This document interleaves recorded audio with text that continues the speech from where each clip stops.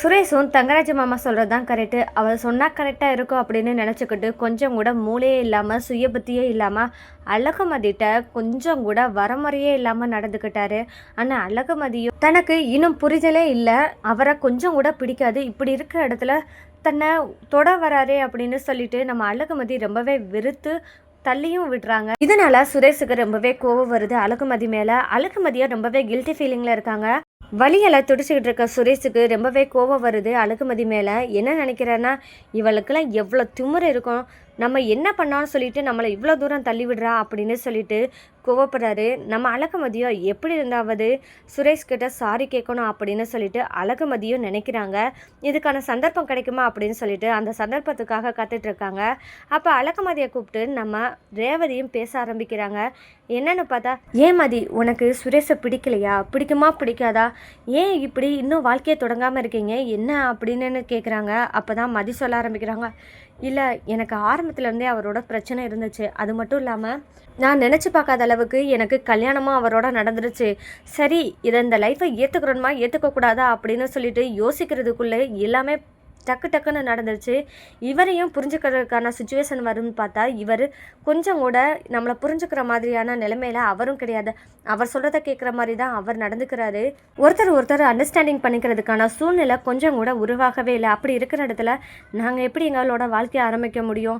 இவர் என்னமோ வந்து என்னை பார்க்குறாரு, என்னென்னமோ பேசுகிறாரு, என் மேலே தொடரவும் ஆரம்பிக்கிறாரு. இப்படி இருக்கும்போது எனக்கு அவர் தொட்டாலே எனக்கு அருவருப்பு தூண்டுற மாதிரி இருக்குது. ஏன்னா இப்போ தான் ஒரு பிரச்சனை நடந்திருக்கு, இன்னும் பேசி என் மேலே தப்பு இருக்கா தப்பு இல்லையா அப்படின்றத கூட அவர் யோசிக்காமல் வாழ்க்கையை தொடங்கலாமான்னு வந்து நின்றா எப்படி இருக்கும் நீங்களே சொல்லுங்கள் அப்படின்னு சொல்லிட்டு நம்ம அழகுமதியும் கேட்க ஆரம்பிக்கிறாங்க.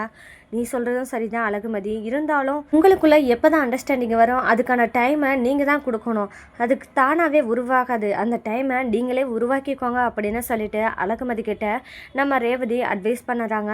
அதுக்கான நேரத்தை நான் உருவாக்கணும்னா என்ன செய்கிறது அப்படின்னு சொல்லிட்டு எனக்கு தெரியலை அப்படின்றாங்க நம்ம அழகுமதி. அப்போ ரேவதி சொல்கிறாங்க, இப்போ நீ சுரேஷை தள்ளி விட்டுட்ட, சுரேஷுக்கு இன்னும் உன் மேலே கோவம் தான் இருக்கும், நீ என்ன பண்ணுறேன்னா சுரேஷை கொஞ்சம் சமாதானப்படுத்த முயற்சி பண்ணு, நீ பண்ணது தப்பு இல்லை அப்படின்னு சொல்லிட்டு அவன்கிட்ட பொறுமையாக சொல்லு, அது மட்டும் இல்லாமல் கொஞ்சம் சாரியும் கேளு அப்படின்னு சொல்லி இந்த மாதிரி நிலைமையில தான் சுரேஷுக்கு அடிபட்டது. நம்ம விஷயத்த நம்ம ரேவதியும் ஃபோன் பண்ணி அழகுமலர்கிட்ட ஃபோன் பண்ணி சொல்லிடுறாங்க. நடந்ததா பாக்யராஜ் ரொம்பவே பிடிக்க ஆரம்பிக்கிறாரு.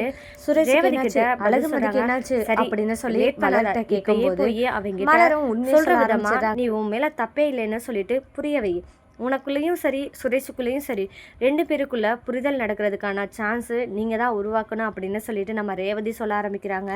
இனி சுரேஷும் அழகுமதியை கொஞ்சம் கொஞ்சமாக அவங்க மேலே தப்பு இல்லை, ஒரு பொண்ணாக இருந்தால் அவங்க இருக்கிற ஸ்டாண்டிங்கில் கரெக்டாக நிற்கிறாங்க, நம்ம தான் தப்பு, நம்ம தான் நம்மளை மாற்றிக்கிறோனோ அப்படின்னு சொல்லிட்டு இனி மதிக்கேற்ற மாதிரியே சுரேஷ் தன்னை மாற்றிக்குவாரா அப்படின்றதாங்க இனி வரப்போகிற எபிசோடில் ட்விஸ்ட்டாக இருக்க போது. இவங்க ரெண்டு பேத்துக்கு இடையிலேனா காதல் எப்படி தான் உருவாகுது, எந்த மாதிரி சூழ்நிலையில் உருவாக்க போகுது அப்படின்றதாங்க இனி வரப்போகிற எபிசோடில் அடுத்தடுத்த ட்விஸ்ட்டாக இருக்க போது.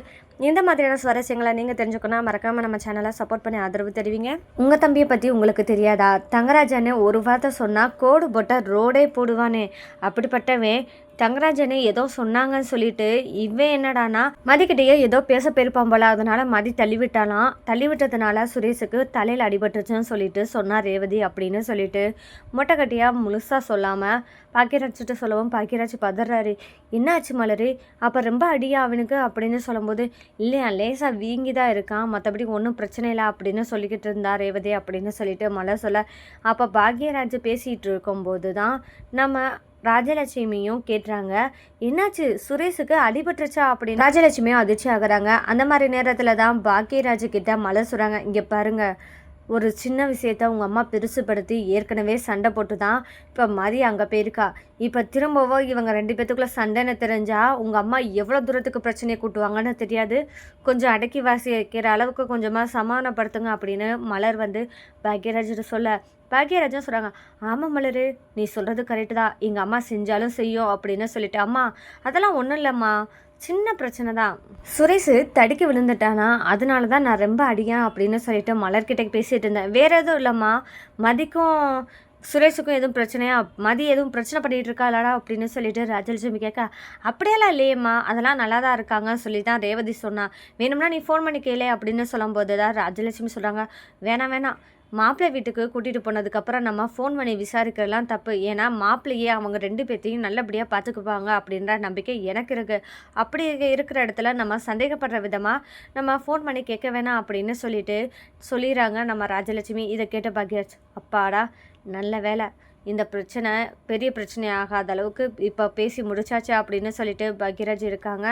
என்னதான் இருந்தாலும் பாக்யராஜ் ராஜலட்சுமியை சமாதானப்படுத்தினாலும் ராஜலட்சுமியும் சமாதானமாக ஆகிற மாதிரி பேசினாலும் மனசுக்குள்ளே ஒரு நெருடலாகவே இருக்குது.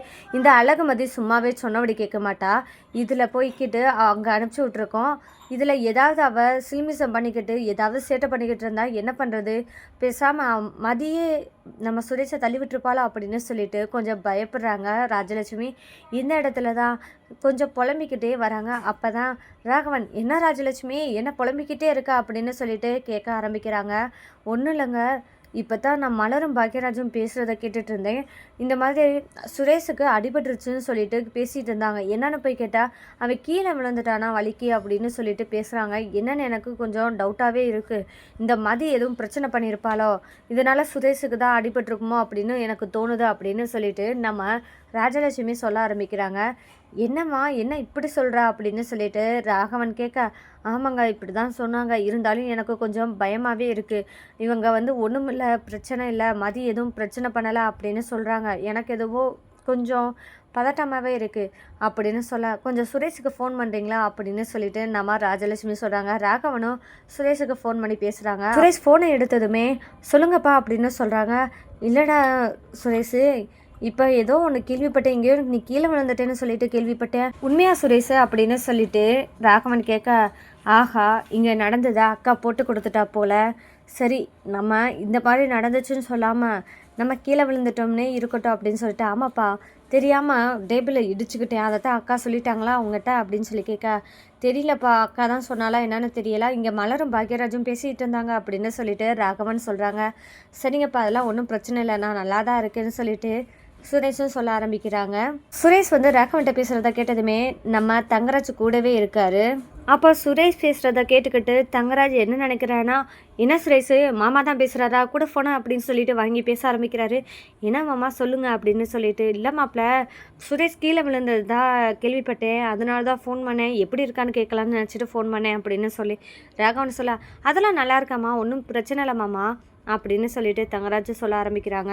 மாப்பிள்ள ஃபோன் பண்ணிட்டேன்னு உங்களுக்கு எதுவும் சங்கட்டமாக இருக்கா மாப்பிள்ள அப்படின்னு கேட்க, சேச்சா மாமா அப்படிலாம் இல்லை மாமா, நீங்கள் ஃபோன் பண்ணி பேசுகிறதுல என்ன இருக்குது, உங்கள் பையன்கிட்ட நீங்கள் பேசுகிறீங்க, நல்லா இருக்கானான்னு கேட்குறதுல எனக்கு என்ன இருக்குது அப்படின்னு சொல்லிட்டு கேட்க, இல்லை மாப்பிள்ள நீங்கள் சுரேஷை நல்லா பார்த்துப்பீங்கன்னு எனக்கு நல்லாவே தெரியும், இருந்தாலும் கீழே விழுந்துட்டானே அப்படின்னு ஒரு பதட்டத்தில் எப்படி இருக்கான்னு கேட்கலான்னு சொல்லி தான் ஃபோன் பண்ணேன். ஏன்னா நீங்கள் கூட்டிகிட்டு போனதுக்கு அப்புறமும் சுரேஷ் நல்லா இருக்காமல் எப்படி இருப்பான், நல்லா தான் இருப்பான், நீங்கள் நல்லா பார்த்துப்பீங்கன்னு தெரியும், இருந்தாலும் எனக்கு மனசு கேட்கல மாப்பிள்ள, அதான் ஃபோன் பண்ணேன், தப்பாக நினச்சிக்கிறாதீங்க அப்படின்னு சொல்லிட்டு ராகவன் சொல்ல, அதெல்லாம் ஒன்றும் இல்லை மாமா, நான் தப்பாக நினைக்கிறதுக்கு இது ஒன்றுமே இல்லை அப்படின்னு சொல்லிட்டு தங்கராஜ் சொல்லிட்டாங்க. இனி அடுத்ததா தங்கராஜ் ஒரு முடிவு பண்ண போறாரு. எப்படி இருந்தாவது அத்தையும் மாமாவும் பார்த்து பேசிட்டு வரணும் அப்படின்னு நினைக்கிறாரு.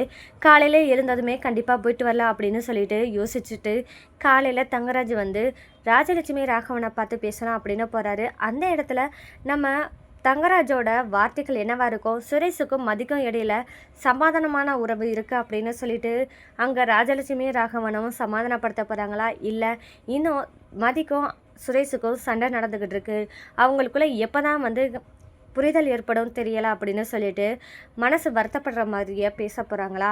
இப்படி ஒரு வார்த்தை சொன்னால் கண்டிப்பாக இங்கே ராஜலட்சுமி சும்மாவே இருக்க மாட்டாங்க, மதி இந்த வீட்டுக்கு வரவே வேணாம். இந்த மாதிரி ராஜலட்சுமி பதில் சொல்கிறத கேட்டதுமே நம்ம அழகு மலரும் என்ன செய்ய போகிறாங்க, அதுக்கான ரியாக்ஷன் என்ன பண்ண போகிறாங்க. மலரும் கண்டிப்பாக அந்த இடத்துல உண்மை சொல்லிடுவாங்க, எல்லா பிரச்சனையும் உங்களால் தான், ஒரு சின்ன பிரச்சனையை பெரிய பிரச்சனை ஆக்கிட்டீங்கன்னு சொல்லிட்டு எதிர்த்து பேச போகிறாங்களா. இனி மதி இந்த வீட்டுக்கு வந்தே ஆகணும் அப்படின்னு பேச ஆரம்பிக்க போகிறாங்களா. மலரும் நம்ம சுயமரியாதை இல்லாமல் எத்தனை நாள் இருந்திருக்கோம், இனியாவது நம்ம பேச்சுக்கு மதிப்பு கொடுக்கணும், நம்ம உணர்வுக்கு மதிப்பு கொடுக்குற மாதிரி இந்த குடும்பம் இருக்கணும் அப்படின்ற அளவுக்கு நம்ம மலர் எப்படி இந்த வீட்டில் இருந்துட்டு சுயமரியாதையோட வாழ போகிறாங்க அப்படின்றதாங்க இனி வரப்போகிற எபிசோடில் அடுத்தடுத்த ட்விஸ்டாக இருக்க போது. இந்த மாதிரியான சுவாரஸ்யங்களை நீங்கள் தெரிஞ்சுக்கணும் மறக்காமல் நம்ம சேனலை சப்போர்ட் பண்ணி ஆதரவு தெரிவிங்க. மீண்டும் சந்திப்போம்.